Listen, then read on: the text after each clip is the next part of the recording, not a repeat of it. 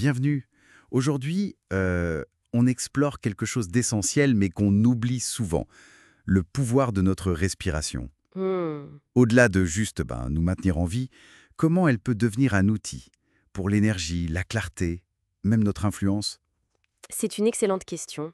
Et pour y répondre, on va croiser des sources assez différentes, hein. Ah oui, Oui, d'un côté, des sagesses anciennes venues de l'Himalaya, on pense aux ermites, aux moines. des pratiques millénaires. Voilà. Et de l'autre, les découvertes scientifiques très récentes en physiologie, en neurosciences. D'accord. L'idée, c'est donc de voir comment ces techniques, utilisées depuis longtemps mais validées par la science aujourd'hui, Exactement. comment elles peuvent concrètement nous transformer, notre état interne et puis notre impact sur les autres. Tout à fait. Alors par où on commence cette exploration l'Est?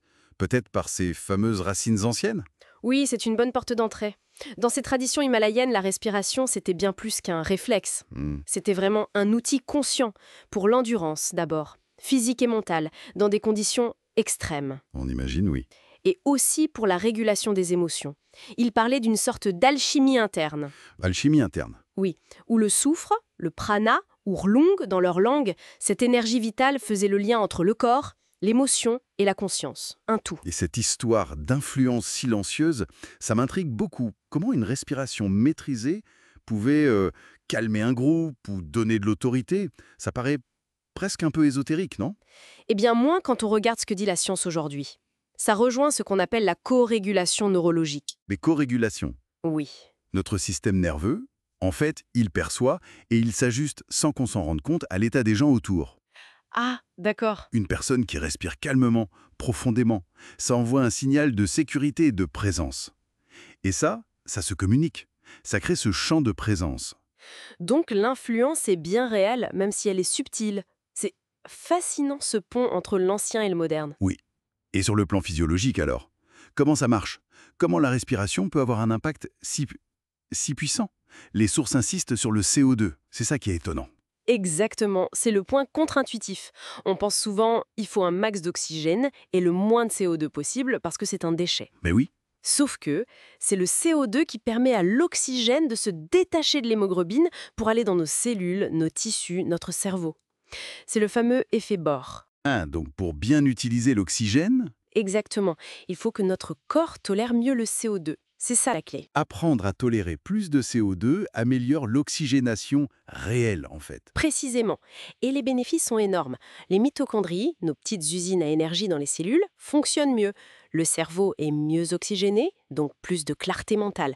L'endurance physique augmente. Et en plus, la respiration agirait directement sur notre système nerveux. C'est notre télécommande directe sur le système nerveux autonome, Comment ça? en changeant consciemment notre façon de respirer et surtout en allongeant l'expiration. L'expiration, d'accord. On active le système parasympathique, c'est le système du calme, de la récupération, de la digestion et de la clarté mentale. On peut même le mesurer avec la VFC, la variabilité de la fréquence cardiaque. La VFC, oui, ça montre l'équilibre nerveux. Voilà, c'est un très bon indicateur. Très bien. Et concrètement, alors, pour appliquer ça, il y a une séquence rapide, c'est ça? Moins de 3 minutes. Oui, 3 respirations simples mais efficaces. D'abord, la respiration d'éveil, pour un coup de fouet mental. Ok, Ce sont de brèves inspirations par le nez, assez rapides, suivies d'une longue expiration. Ça stimule. d'accord. Et ensuite? Ensuite, la respiration d'ancrage. Là, on inspire profondément, on retient l'air un petit peu, sans forcer, et on engage doucement le plancher pelvien. Un peu comme les bandhas en yoga. Exactement, c'est cette idée de verrouiller un peu l'énergie en bas pour centrer et calmer le mental. Intéressant. Et la troisième? C'est l'expiration lente de puissance. Inspiration normale, et là l'expiration est très très longue, contrôlée. On vise 20-30 secondes si possible. 30 secondes? Oula! Ça demande un peu d'entraînement, c'est sûr, mais ça cultive un calme très profond, une présence stable. Ça active vraiment le parasympathique. C'est très puissant pour l'influence douce dont on parlait. Et il y a même cette idée de reset pré-réunion. 60 secondes. Oui, utilisez ces principes juste avant une interaction importante, pour y entrer calme, centré, intentionnel. D'accord, bon, 30 secondes d'expiration, ça se travaille.